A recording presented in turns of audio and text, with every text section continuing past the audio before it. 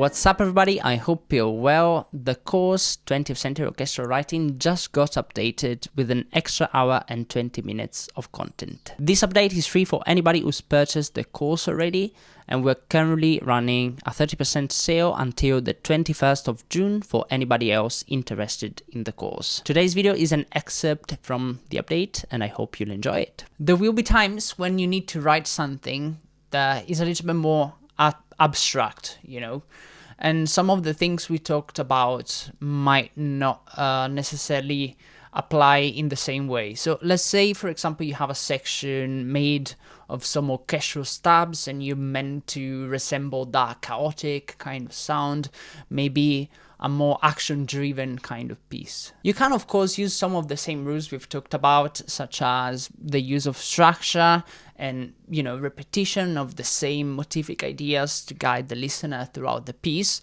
But of course, not having a clear sense of melody will make it so that your writing will be slightly different, because everything we've talked about so far was pretty much based on reharmonizing the same melody to fit the context of the music you're meant to write. So I've written this little piece of music to demonstrate some of the things I want to talk about for this class. Let's start by having a listen to the whole thing. It's just 8 bars, and then we'll see how you can recreate the process.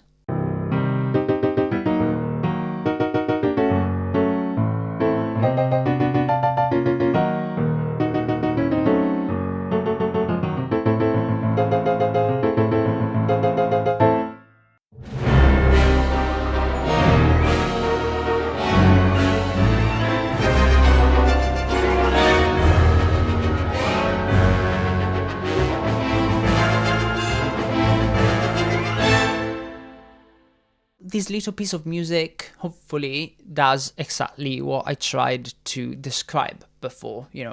It's meant to sound chaotic, there's a lot of things going on, and it's a little bit more abstract, being based on a concept more than anything else. You might have noticed from my, do session over here that I have 2, tracks for this sketch, the accompaniment and a lead part, so to say. So the accompaniment was, my original starting ideas. And we're going to get into this very quickly, but I wanted to show you how even with something like this, we do still retain a sense of structure with an A idea, in the first 3 bars.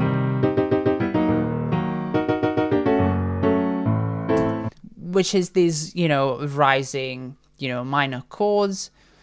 And then we have this B idea, that kind of breaks the pattern. And then right after this bar, pretty much the same thing that we had before repeats.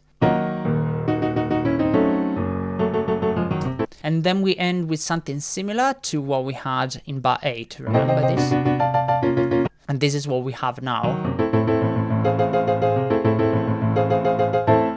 And this may seem, like a secondary aspect, but it's actually quite important, particularly for a piece of music like this that sounds a little bit more complex by design. And, if you don't want it to sound completely random, it's important to have these little, motivic ideas that you repeat and create the identity of the piece, like we talked about in the past and like we'll see in some of the future classes as well. So let's start with, sketch 1.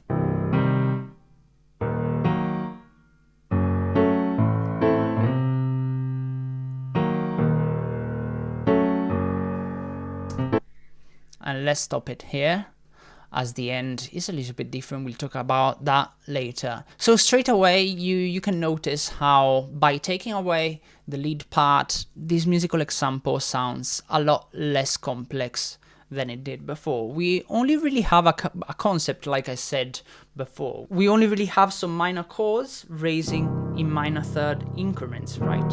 Starting with a C minor, then going to E flat minor, then F sharp minor, A minor, and then we end with the bass essentially holding a pedal tone for bar 8. Just to create a little bit more variety, just to make it a little bit more interesting, I split the chords and the bass in two, essentially creating two different parts, right?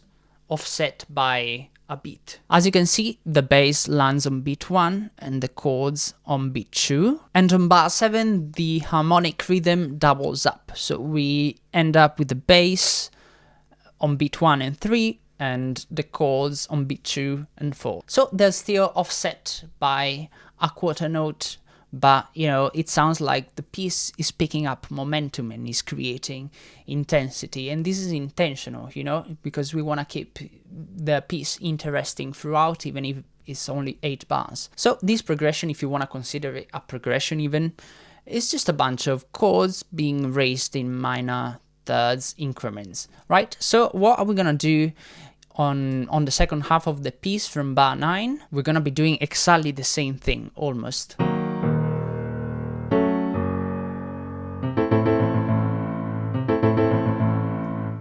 It's almost the same in terms of, you know, using the very same idea, you know, these chords, minor chords, being raised in minor thirds, but we're now starting from an E flat minor, and then we're going into F sharp minor again, and then we end on these A minor. Just like we talked about in some of the previous classes, you know, I don't like the idea of repeating myself exactly the same way twice in a row. So a simple way of continuing to expand on that one idea that we have for this little piece can be, for example, flipping the chords and the bass, you know? As you can see, we have, you know, the chords now being played on beat 1 and the bass being played on beat 2. Something as simple as doing this is gonna do the trick. And what about bar 11 and 12? It's a very similar kind of concept. We basically have this triplet figure being displaced by an eighth between the bass and the chords. So it's basically the same concept as the rest of the piece. Now that we've broken this down, let's have a closer look to sketch number 2. And I think it may be helpful to color it differently so you can see it in context with the rest of the music. Okay, so sketch number 2 is going to be colored in blue now. So let's have a listen to the full thing.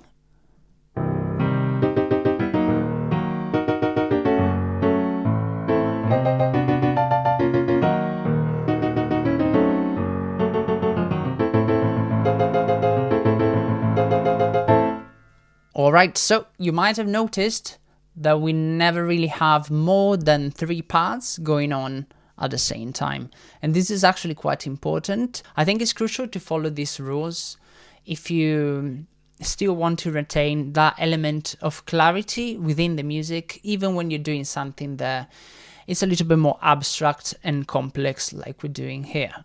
Also, if we have a closer look at my sketch, you can see how rarely these parts overlap. You know, we start with the bass, we have the chords in the middle, and we have, you know, this answer phrase, you know, the lead part in blue. Same thing on the second bar, and so on. And this is a very efficient way of writing, you know, filling all the available spaces without never really feeling like the music is too busy, because, you know, as one part starts, the previous part drops out, and so on. Obviously, it can get a little bit more complex near the end, you know, like we see with these tabs over here, you know, where these patterns start to overlap with each other. But by the time we get to the end, hopefully our main idea have been stated enough times so that the listener can still follow us and get, you know, what we're going for. Also, and this is quite important as well,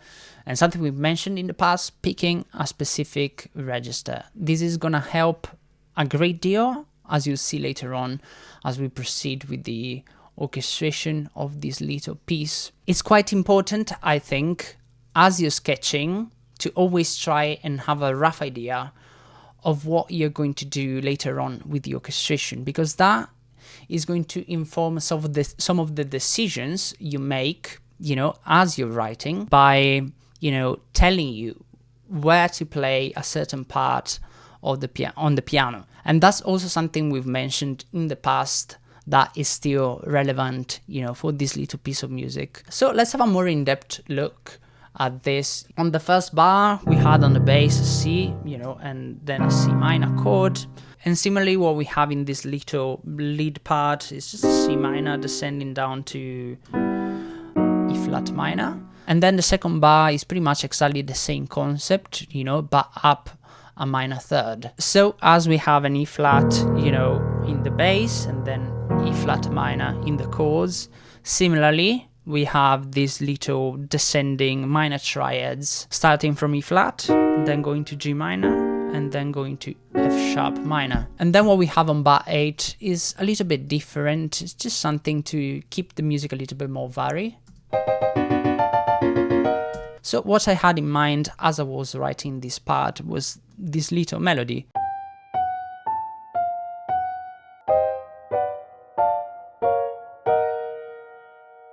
And to spice it up a bit, make it a little bit more interesting, is separated by an octave, like so.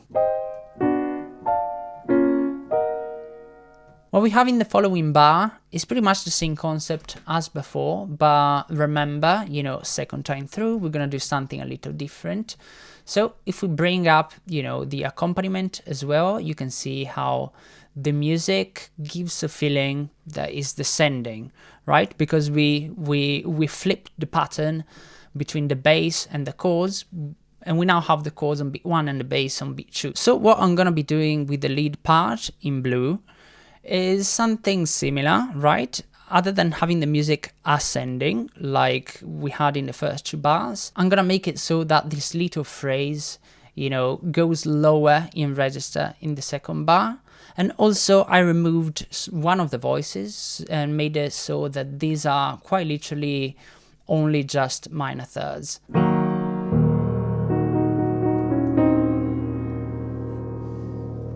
Similarly, what we have on the second bar really is just quite literally the same thing, but it's now played on an F sharp.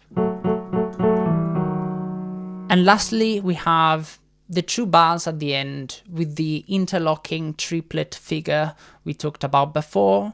That is quite similar to what we had on bar 8, but sounds a little bit more complex because, of course, we're adding the bass first of all, but also we have these triplets starting in different points that are not necessarily, beat 1. And in terms of chords, what I decided to do is just an A minor in the bottom over F minor on the top. The reason is I just wanted to create a little dissonance, So this is one way of creating a 3-part sketch that uses many of the same rules, we talked about in the previous classes as well, without necessarily having a melody that drives the piece forward. Once again, the more important takeaways should be the use of structure, first of all, and then, establishing patterns, like for example, for specific to this piece, was using minor triads, raising in minor third increments, but also offsetting the bass with the chords and those, triplet figures at the very top, to create this call and answer sort of feel to the music. And finally, at the very end, we talked about the importance of registers and sketching, having a rough idea of what the orchestration is going to be. What we're going to be doing in the following class is expanding on this by taking a look at how this little piece could be orchestrated by extracting some of the parts that we already have in the sketch and apply them to the orchestra.